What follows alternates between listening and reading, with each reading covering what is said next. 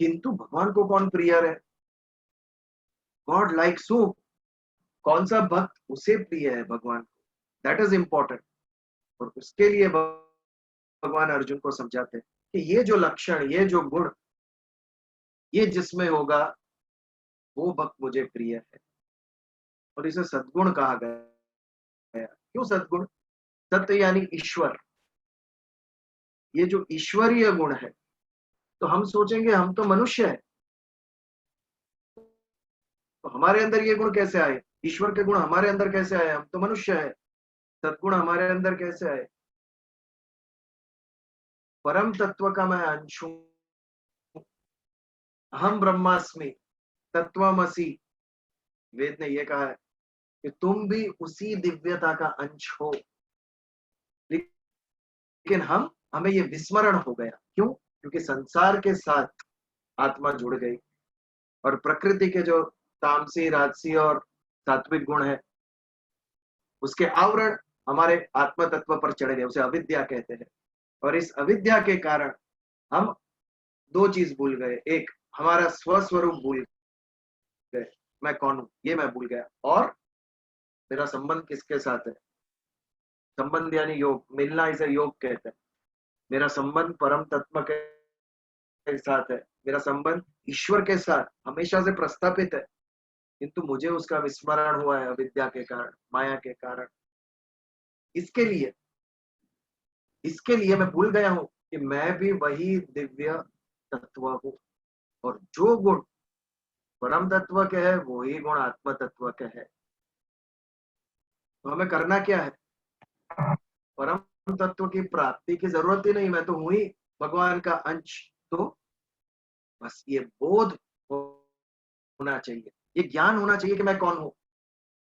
संसार के साथ हमने अपनापन जोड़ लिया, इस शरीर के साथ, इन इंद्रियों के साथ, मन के साथ, बुद्धि के साथ हमारा संबंध हमने जोड़ लिया और हम भूल गए हम कौन है। तो ये ज्ञान होना, ये बोध होना, इसे नित्य योग कहते हैं। ये जब बोध होता है तो हमें अपने स्वस्वरूप का ज्ञान होता है और तभी हमें पता चलता है कि मैं दिव्य तत्व हूं, मेरे में भी वो दिव्य तत्व का अंश है। और ये जब पता चलता है तब हमें उस दिव्य तत्व के जो सतगुण है, ईश्वर के गुण है, वो हमारे अंदर खिलने लगते हैं। जो ऑलरेडी कवर्ड थे वो कवर हट जाता है और हमें पता चलता है कि हमारे अंदर कितने सद्गुण है जो हमें बाहर लेके आना है। ये सत्संग का एक हेतु है। ईश्वर के साथ संग, दिव्य विचारों के साथ संग, अपने स्वयं के साथ संग। मैं मैं भी एक दिव्य तत्व। ये सब समझ हमारे अंदर आती है तो हमारा जीवन बदलने लगता है, हमारे विचार बदलने लगते हैं, हम ज्यादा ह्यूमन होते जाते हैं। और तमसो मां ज्योतिर्गमय, अंधकार से प्रकाश की ओर हमारे जीवन की गति शुरू होती है। तो ऐसे सद्गुणों के ऊपर हम विचार कर रहे हैं। भगवान ने कहा कि ये सद्गुण जिसके अंदर होगा वो मेरा सबसे प्रिय भक्त है। और उसमें सबसे पहला सद्गुण मैं कहूंगा ये आ गया जिसके अंदर बाकी की कुछ जरूरत है ही नहीं, अपने आप ही आता है। इंजन जहां जाता है पीछे 17 डब्बे उसके पीछे पीछे जाता है। Engine is important. इसके लिए पहला गुण का अद्वैष्टा सर्वभूतानां। हम सब भी गलत सोचते हैं, गलत करते हैं। क्यों करते हैं? क्योंकि मुझे वो दूसरा व्यक्ति अन्य लगता है, मेरा लगता ही नहीं। जब तक मन के अंदर द्वेष है तब तक गलत होता रहेगा। जब तक मन के अंदर राग है हम लोग पार्शियल रहेंगे, हम लोग बायस्ड रहेंगे। जब तक आसक्ति है, अटैचमेंट है, तब तक। तो अद्वैष्टा सर्वभूतानां, जो सभी जीव से अद्वेष्ट है यानी द्वेष नहीं करता है, वो भक्त मेरा प्रिय है। और जब हमें अन्य व्यक्ति अपना ही लगता है, दूसरा लगता ही नहीं, तो उसके ऊपर प्रेम निर्माण होता है। जब एक संबंध हमें पता चलता है और उसके कारण जब प्रेम निर्माण होता है तो मैत्री उत्पन्न होती है और करुणा उत्पन्न होती है। तो पहले लाइन में हमने तीन सद्गुण देखे, अद्वेष्ट, मैत्र और करुणा। द्वेष में कब नहीं करूंगा? जब मेरे मन में सिद्ध होगा कि जो आत्मा मेरे अंदर है वही आत्मा सारी जीव सृष्टि के अंदर है। गॉड इज ओमनी प्रेजेंट, सर्वत्र व्याप्त, व्याप्नोति इति विष्णु, जो सभी जगह व्याप्त है। गॉड इज ओमनी प्रेजेंट, सभी जगह प्रेजेंट। तो मेरे अंदर जो आत्मा है, जो परम तत्व का मैं अंश हूँ, वो ही उसके अंदर भी है, अन्य जीव के अंदर ही। तो हम तो भाई हुए, वी आर रिलेटेड। किसी के साथ ब्लड का रिलेशन, किसी के साथ आत्मा का रिलेशन। ये जब हमें पता चलता है आत्मा स्वरूप, जब हम मोक्ष की तरफ गति करते हैं। विवेक चूड़ामणि में शंकराचार्य जी ने बहुत सुंदर श्लोक कहा है, योगेन न सांख्येन न कर्मणो न विद्यते ब्रह्मात्मैकत्व बोधेन मोक्ष नान्यता सिद्धये। ये बोध होना आवश्यक है, मैं कौन हूं, मैं भगवान का अंश हूं। ये बोध हो गया तो अपने आप मेरा डिवाइन स्वरूप, मेरा दिव्य स्वरूप मुझे पता चलता है और सभी गुण एक एक करके बाहर खिलने लगते हैं। तो अद्वैष्टा सर्वभूतानां मैत्रः करुण एव च निर्ममो निरहंकार सम दुःख सुख क्षमी। अद्वैष्ट, मैत्री, करुण, निर्मम, मम तत्व जिसमें नहीं है। क्यों? मैं तो हूं ही नहीं। ये शरीर के साथ मेरा जो संबंध प्रस्तावित हुआ है वो तो नश्वर है, वो प्रकृति जन्य है, वो तो एक दिन नष्ट होने वाला है, अनित्य है। बट मेरा संबंध किसके साथ है? भगवान के साथ। तो मम तत्व जाएगा, ये मैं, ये मेरा घर, ये मेरा परिवार, ये मेरा वॉट एवर, गाड़ी बंगला जो भी है वो ऑल योर पोजेशन, ये मम तत्व, मेरापन, ये जाएगा, ये मेरा है, वो चीज जाएगी। और उसके बाद जाएगा अहंकार, निरअहंकार। क्यों? अहम आकार, ये जो शरीर को मैं अपना समझ बैठा हूं वो अनित्य है, वो नाशवंत है, वो चला जाएगा, वो मेरा स्वरूप नहीं है। तो मैंपन, मैं यानी ये शरीर जो मेरा समझ में बैठा हुआ है, जो भ्रम बैठा हुआ है, ये मैंपन जाएगा। और निर्मम, मम तत्व, ममता, तो मेरापन जाएगा। ये मेरा और ये मैं, ये दो चीजों ने जीवन के अंदर भयंकर गड़बड़ निर्माण की है। जब अहंकार हमारा घायल होता है कभी भी भयंकर नुकसान होता है। स्वयं को तो होता ही है, दूसरों को भी हम करते। और मेरापन, स्वार्थ, स्वार्थ के लिए कितनी गड़बड़ हुई है, युद्ध हुए हैं ये दो चीज के लिए, अहंकार के लिए और स्वार्थ के लिए, कुछ पाने के लिए कितने सारे युद्ध हुए। गुजरात की बात याद आती है मुझे। गुजरात का एक राजा था, उसकी रानी तीर्थ यात्रा के लिए गई और वो तीर्थ स्थल था दूसरे राज्य के अंदर। और वो दूसरे राज्य की जब सीमा पर आई, वो बॉर्डर पे आई, तो वहां पे जो सिपाही खड़े थे उन्होंने उससे टैक्स मांगा, ये नए राज्य में एंटर होने का टैक्स। और इससे रानी का अहंकार इतना घायल हो गया कि वापस जाके उसके हस्बैंड को उसने कन्विंस करके वो राज्य के ऊपर चढ़ाई की और उसको डिफीट किया। रीजन क्या था? टैक्स मांगा, एंट्री टैक्स खाली, इसके लिए युद्ध करवाए हैं इस अहंकार ने। कितने सारे उदाहरण। तो ये दो तत्व, निर्मम, निरहंकार, ये कब नष्ट हो गए? जब हमें पता चलेगा, हमारा स्वरूप पता चलेगा कि हम कौन है, तब वो भी नष्ट हो जाएंगे। तो 5 क्वालिटीज पहले श्लोक में देखी, अब 2 कंटिन्यू करते हैं आज। सम, दुख, सुख, शमी, ये 2। दुख और सुख में जो सम है वो, और क्षमी, क्षमी यानी जो क्षमावान है वो, समय यानी समान, सुख और दुख दोनों में समान जो है वो। हम क्या सुख और दुख में समान है? अपने आप से पूछो। सुख आता है तब कैसी हमारी परिस्थिति होती है?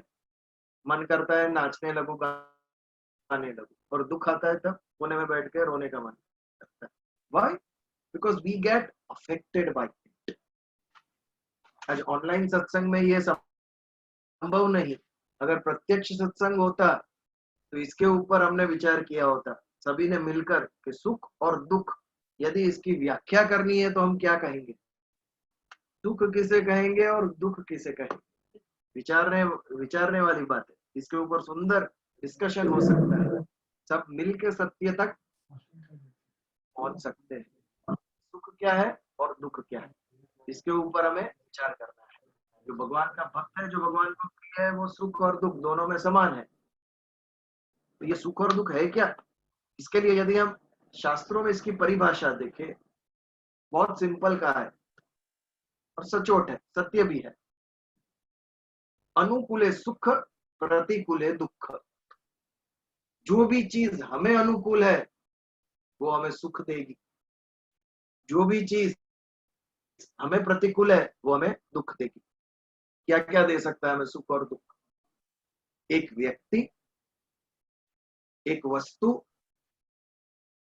और एक परिस्थिति। घटना भी आ सकती है लेकिन एक परिस्थिति, ये तीन चीज मुख्य है।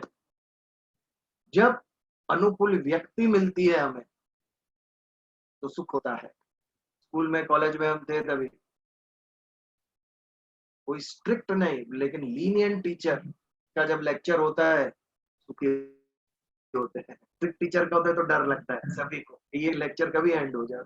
क्यों? ये व्यक्ति अनुकूल नहीं है सबको, हाथ में फुट रूलर लेके सिखाती है। इसके लिए व्यक्ति अनुकूल हुई तो सुख। वैसे ही वस्तु, खाने में अगर करेला का साग आ गया तो करेला की भाजी आ गई तो दुख। एक ही भाजी थी वो भी करेला की आज दुख आ गया। बट ये इट डिपेंड, सब्जेक्टिव है। आई नो अ पर्सन जिसको आम का रस पसंद नहीं है, ही डजंट लाइक आम रस। बहुत ही फ्यू लोग ऐसे होंगे जिनको पसंद नहीं होगा, बट उनको आम रस मिला तो बोले आज दुखी हो गया हमें। सारी दुनिया कहेगी वाह क्या आम रस था, शादी में खाया आज हमने, बट वो व्यक्ति कहेगी मैं दुखी हो गया आज, आम रस था खाने के अंदर। तो सबके लिए सुख और दुख अलग है। It is subjective, it is related. जो भी मुझे कंफर्टेबल, जिससे मैं कंफर्टेबल हूँ वो मिला तो मैं सुख, और जो मुझे कंफर्टेबल नहीं है, प्रतिकूल है, तो मुझे वो दुख है।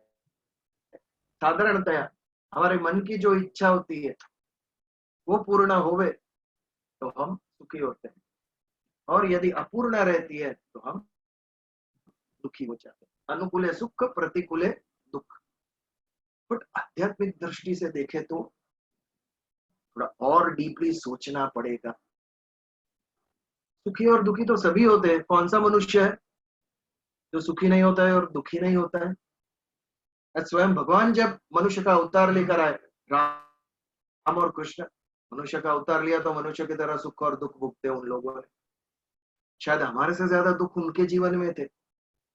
14 साल जंगल में रहना कोई आसान बात नहीं है।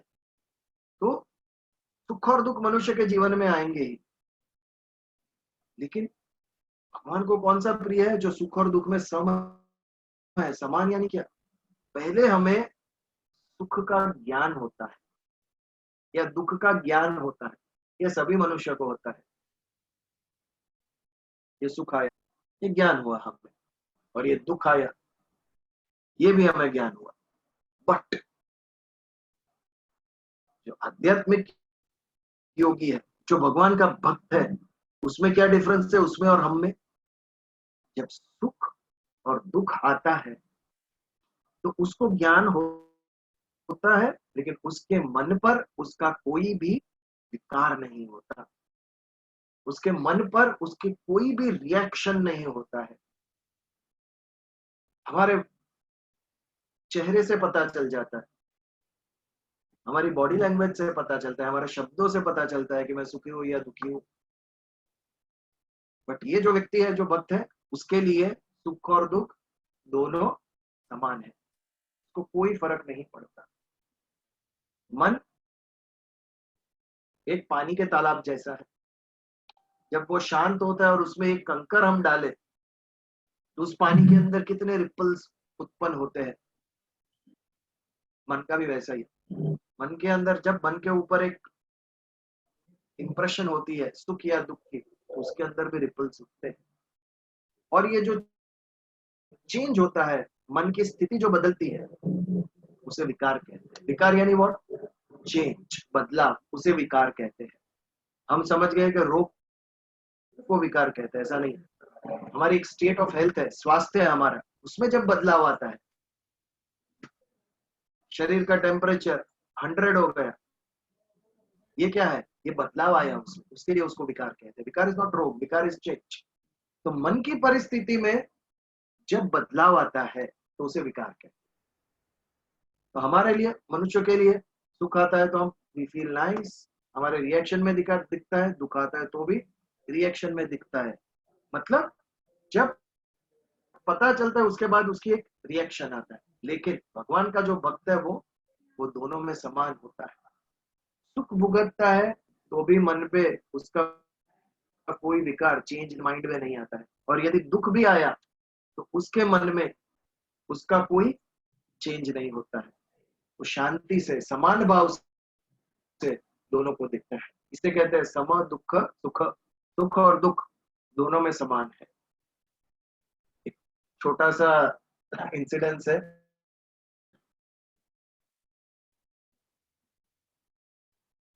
मोस्टली हिंडनबर्ग नाम था उनका, 80 साल के थे। और इलेक्शन हुए। इलेक्शन के बाद वोट गिनती शुरू हुई और दूसरे दिन सुबह 7 बजे रिजल्ट डिक्लेयर होने वाला था। बात ये थी कि उनका रोज सुबह उठने का समय था 8 बजे का, और नेक्स्ट डे 7 बजे इलेक्शन का रिजल्ट डिक्लेयर हुआ कि वो इलेक्शन जीत गए। और ये मालूम पड़ते ही उसके परिवार वाले आए और उसे उनको उठा के इंफॉर्मेशन दी कि कॉन्ग्रेचुलेशन, आप इलेक्शन जीत गए हो। ये तो सुख की बात है। बट उनकी क्या प्रतिक्रिया हुई? क्रोधित हो गए वो उनके ऊपर। क्यों 1 घंटा जल्दी उठाया मुझे? 8 बजे उठाया होता तो भी रिजल्ट वही रहता। 1 घंटे बाद उठाया होता तो भी मैं इलेक्शन जीता ही था ना, क्या फर्क पड़ता है? अगर दूसरा कोई होता तो रात भर सोया नहीं होता। ये 7 बजे पता चलने वाला है कि मैं इलेक्शन जीता कि नहीं। तो इनको इस डिटैच्ड कोई फर्क ही नहीं पड़ता है। उनको रिजल्ट से कोई प्रतिक्रिया नहीं,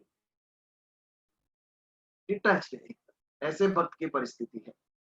दुख या सुख, उसकी मन के ऊपर प्रतिक्रिया, रिएक्शन नहीं होता है। अनुभव होता है, पता चलता है कि ये दुख आया, बट मन के ऊपर उसकी कोई असर नहीं, कोई रिएक्शन। और ज्यादातर हमारे रिएक्शन ही प्रॉब्लम क्रिएट करते हैं। जब हमें बुरा लगता है, जब हम दुखी होते हैं, हमारे जो रिएक्शंस होते हैं उसके वही डिस्टर्बेंसेस क्रिएट करते हैं। तो इस प्रकार सम दुख सुख क्षमी, उसके बाद की क्वालिटी, 7वीं क्वालिटी का ही क्षमी है, जो क्षमावान है। बहुत बड़ी ये क्वालिटी है। क्षमा देने का अधिकारी कौन है? क्षमा देना किसके हाथ में है? जिसके पास पावर है टू पनिश, किसी को सजा देने की जिसके पास सत्ता है और फिर भी नहीं देता है, उसे क्षमा कहते हैं, उसे क्षमी कहते हैं। मेरे पास सत्ता ही नहीं और मैं बोलूं मैंने क्षमा किया, अरे बट सत्ता ही कहाँ है तुझे उसे दंड देने की सत्ता होते हुए भी हमने उसे माफ किया, उसे क्षमी कहते हैं। और ये बहुत बड़ी गुण है, बहुत बड़ा गुण है। हम जीवन भर क्षमा नहीं कर सकते लोगों को, इतना हमारे मन के अंदर भरा रहता है। इसने मेरे साथ ये किया, प्रेजुडाइज बन गए, मन के अंदर एक गांठ बांध ली हमने उस व्यक्ति के प्रति। ये नहीं होना चाहिए।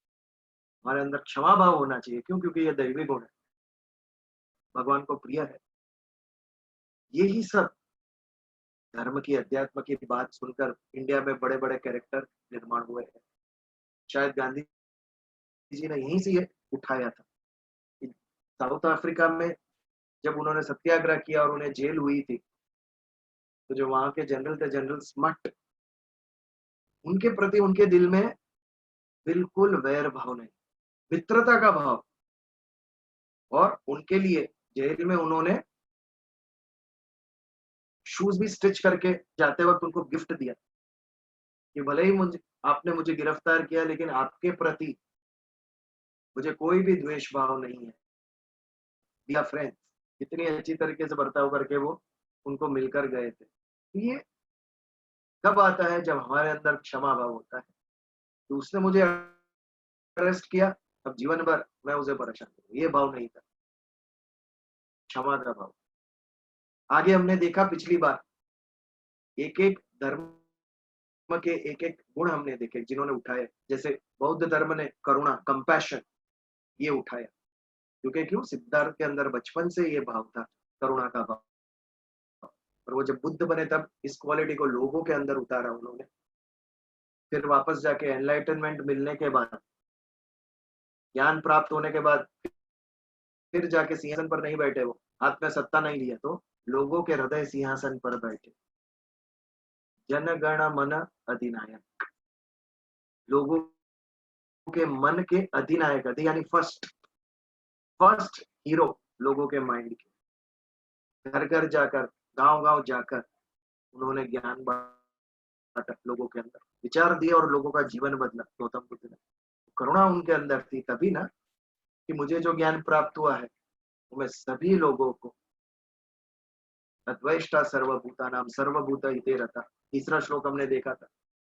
संनियमेन्द्रिय ग्रामम सर्वत्र समबुद्धय ते प्राप्नुवन्ति मामेव सर्वभूत हिते रता। यही बात इधर भी है, अद्वैष्टा सर्वभूतानां। तो करुणा उनमें थी, तो पूरे बौद्ध धर्म में हमें करुणा, कंपैशन का सद्गुण दिखता है। ऐसे ही जैन धर्म ने अहिंसा का गुण उठाया, बहुत विस्तृत किया उन्होंने अहिंसा को, व्यापक तौर पे लोगों के जीवन में उतारी अहिंसा उन्होंने।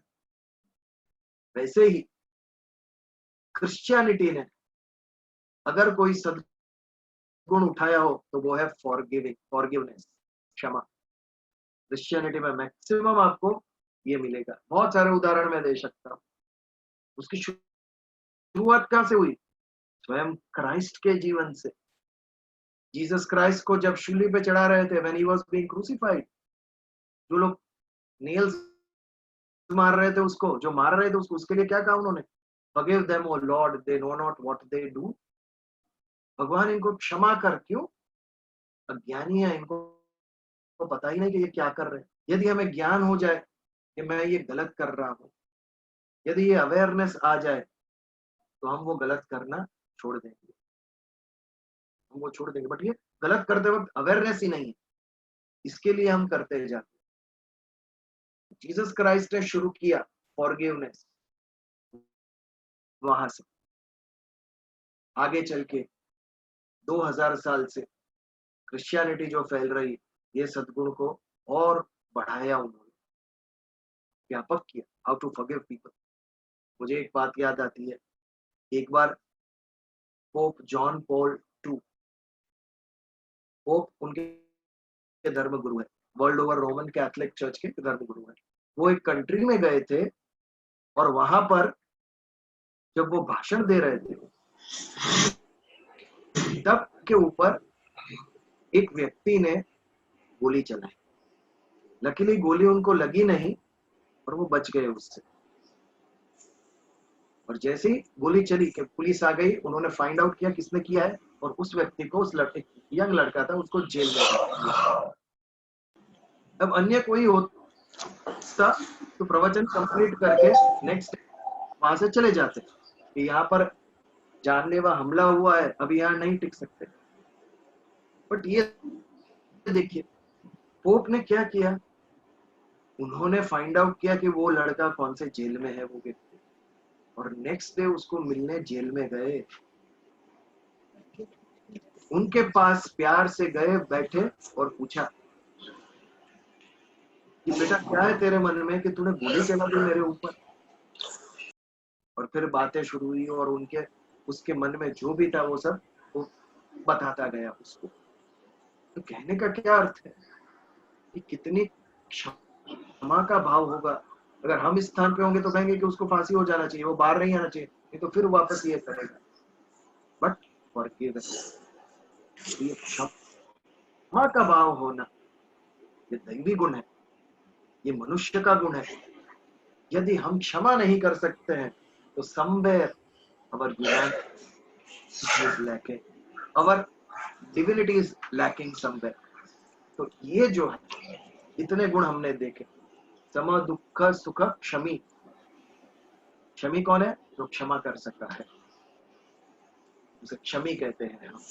तो अद्वैष्ट, मैत्र, करुण, निर्ममो, निरहंकार, दुख और सुख में सम और क्षमी।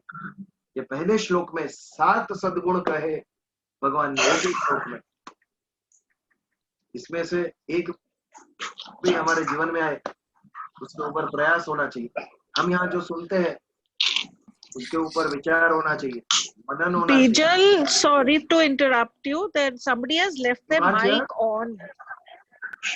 Somebody's mic is on and it's creating a lot of noise. I know, but whose mic is it? I'm also listening it. शोभा का माइक ऑन है. It is Shobha mic. Arey, I am the one who was talking now. Somebody else's mic is on.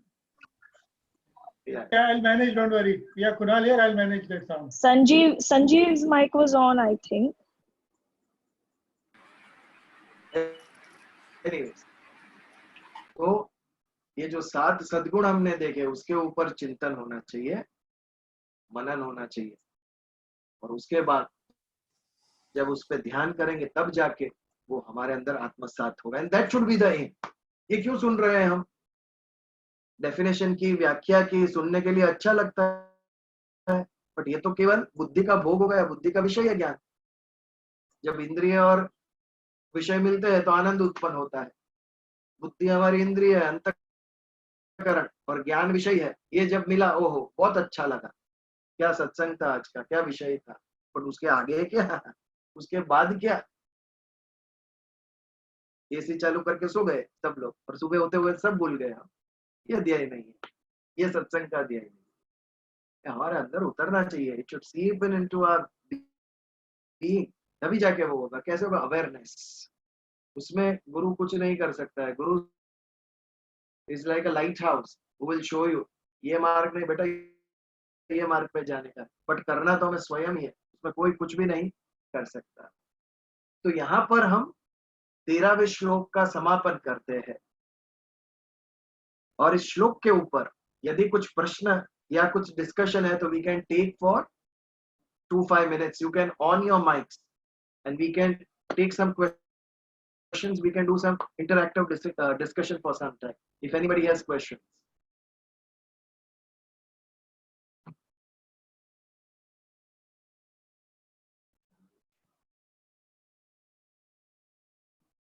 Anyone?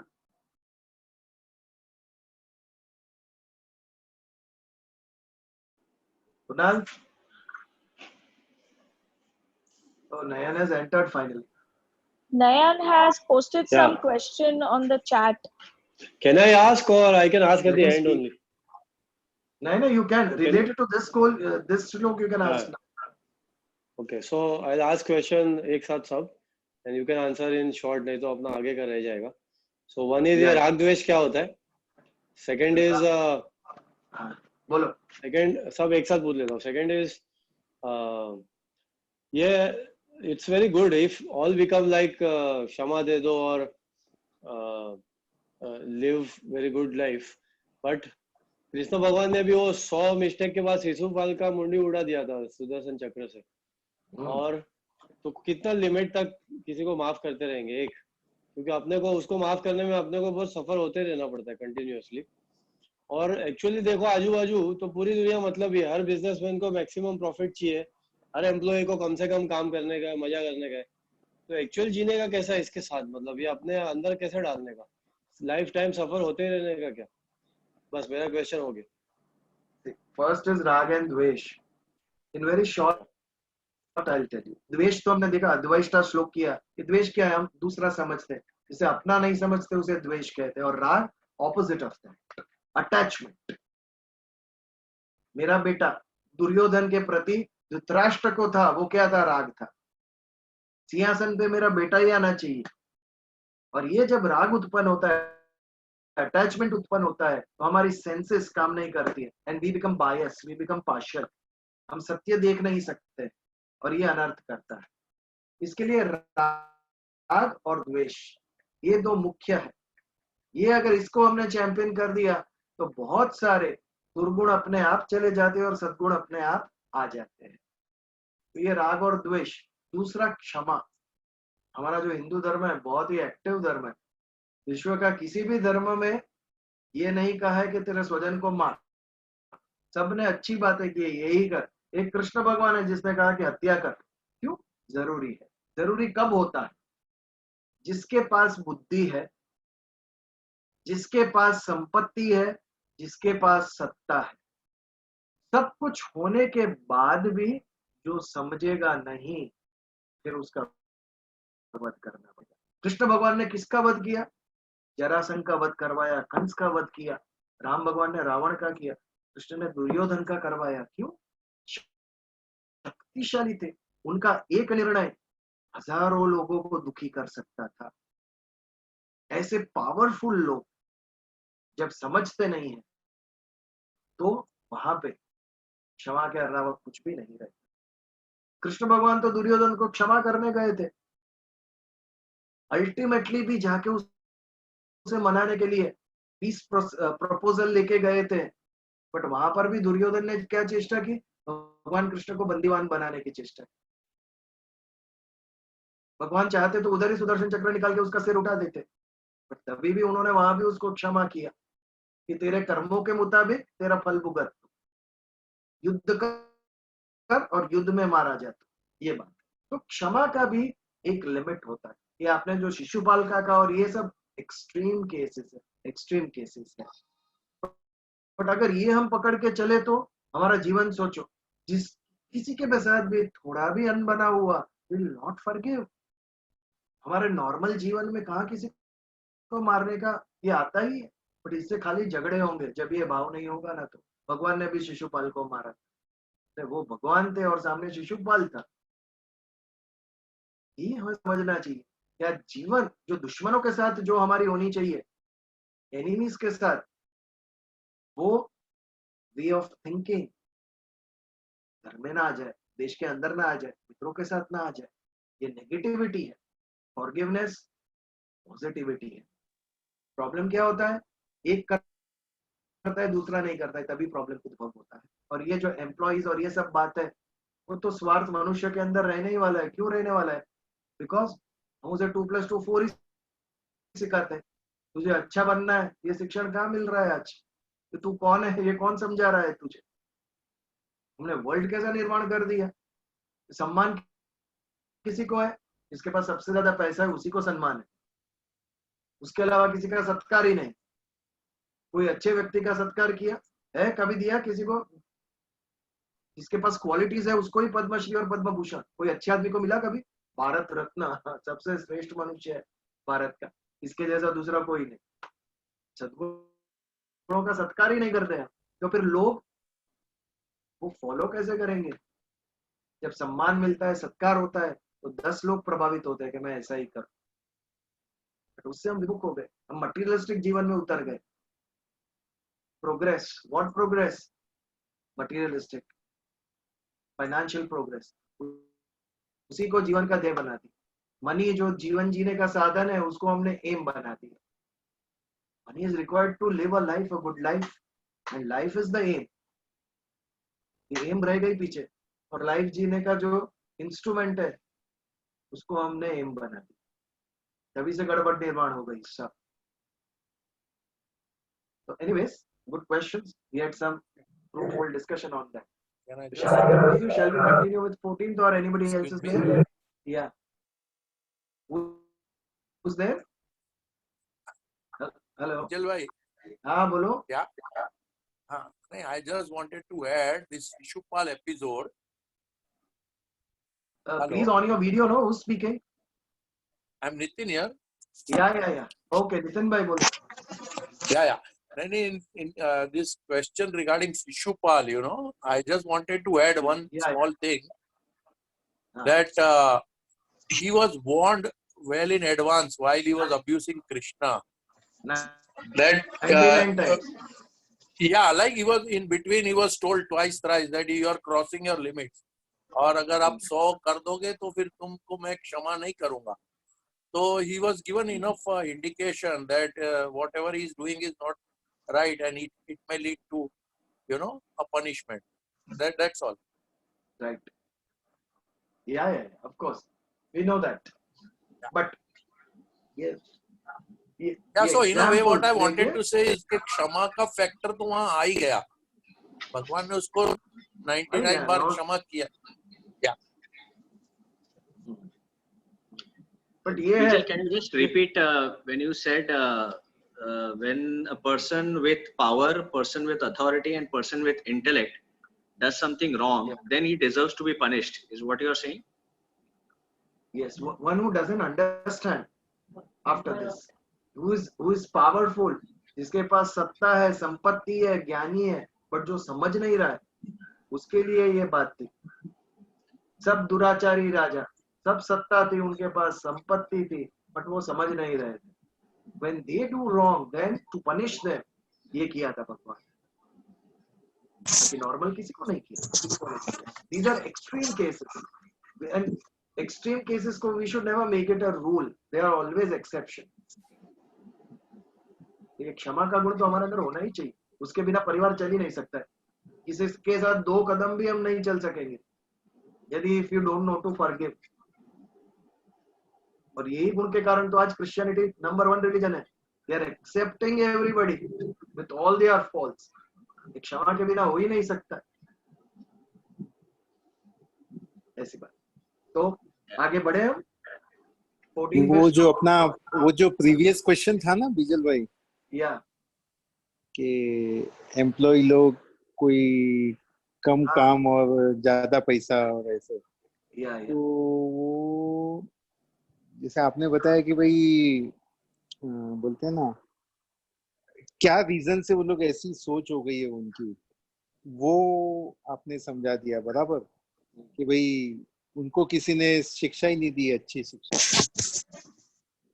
समय ही ऐसा चल रहा है कि भाई शिक्षा ही नहीं मिली उन लोगों को. फिर इनका क्वेश्चन था कि तो हमें कितना सहना चाहिए, वो एक क्वेश्चन का शायद जवाब बाकी रह गया. सहन क्यों करें हम, समझाना चाहिए व्यक्ति को. And these are very very subjective questions. कितना सहना चाहिए, कोई मापदंड है इसका? हमारा माइंड कोई लिटमस पेपर के जैसा तो है कि हाँ, एक में डाला नहीं, तो ब्लू, मेरा एक में कहने डाला का तो मतलब रेड. कि उनका एक क्वेश्चन शायद अनआंसर्ड वेरी कॉम्प्लेक्स. ये क्या होता है? एक्सप्लॉइटेशन, शोषण, ये मनुष्य के स्वभाव में है. ये दुर्गुण हमारे अंदर बैठा है. कोई चांस नहीं छोड़ता है जब शोषण करने की बात आती. वही एम्प्लॉय एक जमाने में वर्कर्स का एम्प्लॉय जो आज they are shirking away from your duty, एक जमाना था जब एम्प्लॉयर उसको एक्सप्लॉइट करता था. आज ट्रांसपोर्टर्स ने डबल रेट कर दिए. क्यों? शॉर्टेज है, सभी ट्रांसपोर्ट के लिए नहीं, लॉकडाउन है. तो ये मनुष्य के स्वभाव में है शोषण करना. जहां भी चांस मिला, जो भी मेरे से वीक है मैं उसका शोषण करूंगा. ये कौन नहीं करेगा? जिसका सात्विक, जिसके अंदर सात्विक गुण खिले हैं. ये सभी हमारे अंदर है. सात्विक गुण भी हमारे अंदर है, तामसिक गुण भी हमारे अंदर है. बट कलयुग कब कहलाता है? जब सात्विक गुण कम हो जाते हैं और तामसिक गुण बाहर आते हैं सभी के, तभी वो कलयुग हो जाता है. पूरा माहौल बिगड़ जाता है. सोचो सभी का सात्विक गुण बाहर आ जाए तो ये सब एक्सप्लॉइटेशन बंद हो जाए. And people will help each other. न वैराज्यम न राजासी न दंडो न च दांडिका धर्मेण एव प्रजास्तावत रक्षन्ति स्म परस्परम. क्या लॉफ्टी आइडियल दिया था. राष्ट्र कैसा होना चाहिए? यहाँ पर ना आर्मी की जरूरत है, ना पुलिस की जरूरत है, ना जज, ना कोर्ट्स की जरूरत है. इमेजिन ये कब हो जा सकता है? धर्मेण एव प्रजास्तावत. सब एक दूसरे के धर्म से रक्षण करेंगे. रक्षन्ति स्म परस्परम. क्यों हमें पुलिस की जरूरत पड़ती है? Because somebody is doing wrong. क्यों हमें आर्मी की जरूरत पड़ती है? India doesn't trust Pakistan and China. Are we humans? Humans are scared of humans. सारे विश्व की आर्मीज का टोटल मारो, क्या बजट होगा? Every year each country spending billions of rupees and dollars only on defense. क्यों? क्योंकि हमें ट्रस्ट नहीं है। बाजू का नेशन हम पे अटैक करेगा तो are we civilised? We haven't. Civilization hasn't touched us, though we have reached moon and Mars. समझ नहीं रहे हमें, क्यों? क्योंकि हम विचारों से अलग हो गए। ये श्लोक कभी किसी स्कूल में सिखाया ही नहीं, सब गवर्नमेंट को जाके सिखाओ। इसी दिस इज ये आइडियल राष्ट्र ऐसा होना चाहिए जहां पर लोग इतने समझदार हैं, धर्म के ऊपर जीवन जीते हैं वो लोग, कि जहां पर हमें आर्मी या पुलिस की जरूरत नहीं। वो आइडियल राष्ट्र। तो इस तरीके से हमारे यहाँ विपुल प्रमाण में शास्त्रों में, आध्यात्मिक ग्रंथों में कैसे जिया जाए, हमारा जीवन कैसे सुंदर बनाए, उसके विषय में ज्ञान दिया हुआ है। बट ये विषय से हम दूर हो गए क्योंकि वेस्टर्न इन्फ्लुएंस आ गई, जब से एजुकेशन सिस्टम बदल गई हमारी, ये KG system 1 to 10 plus college university. Physical world में बहुत प्रोग्रेस किया हमने, definitely physics, science, biology, chemistry, astronomy, ये सभी में we did progress. We have to acknowledge that, मानना पड़ेगा। और उससे कितने हमारी पीड़ा, कितने दुख दर्द कम हो गए। But we started lacking in human interpersonal behaviors. Relations started falling, family started suffering. ये उसका दुर्गुण था, सेकेंड एस्पेक्ट। ये हमें समझ के ये विचार वापस उसके ऊपर हमारे जीवन में उतारने पड़ेंगे, तब जाके थोड़ा चेंजेस हमें दिखेगा।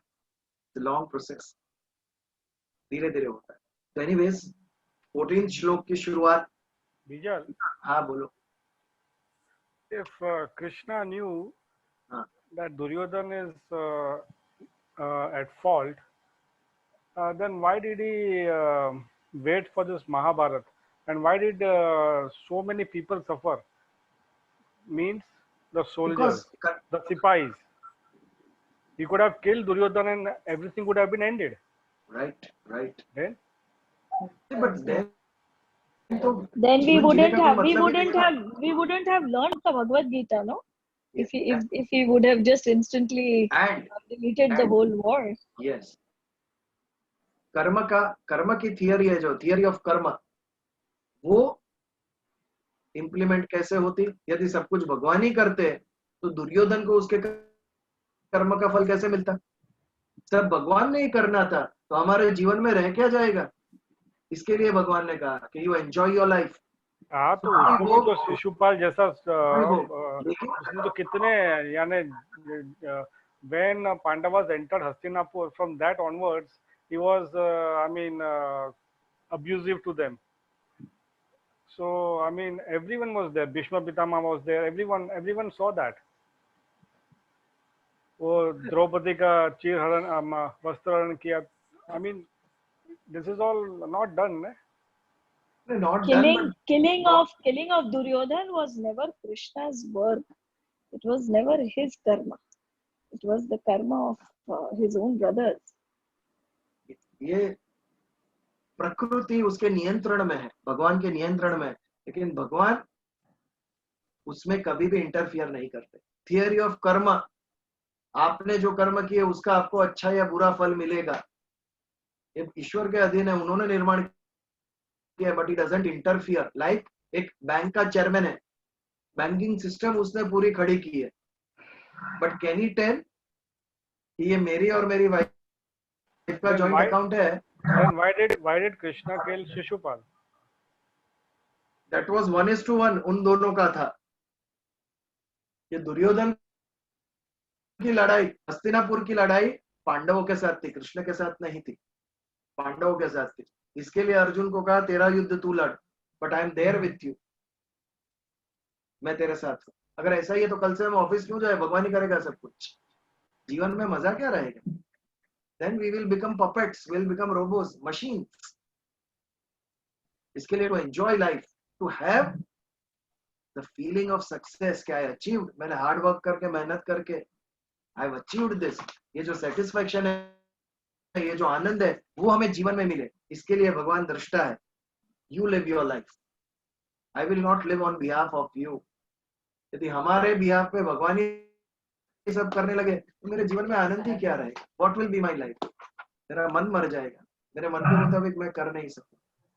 इसके लिए भगवान ने इंटरफियर नहीं किया उसके। And we are here to refine our atma लेकिन अभी by आपने doing कर्म। अभी तो यदि हमारे हिस्से के कर्म कोई और करेगा, अभी आपने क्या बोला तो रिफाइनमेंट कैसे होगा? सब कुछ था, धन था, सत्ता थी, पावर था, everything was there, but still he was negative. So in that case, God comes in between.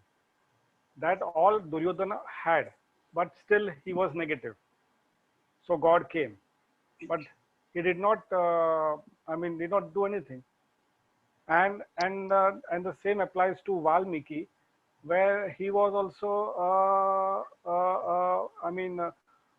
सबका वध करता था, उसका सर का पूरा माला पहनता था। That is Anguli Mala. That is not Valmiki. Yeah, okay. But still, he was a robber. Yes, he was a robber. उसको समझाया तो वो समझ गया। और ये दुर्योधन को इतना साल इतना, but only Mahabharat could. That is a little hard to understand. हम हर एक व्यक्ति का एक आयुष्य होता है उसके कर्मों के हिसाब से, और उसको जब जाना होता है उसके लिए एक निमित्त भी फिक्स्ड होता है।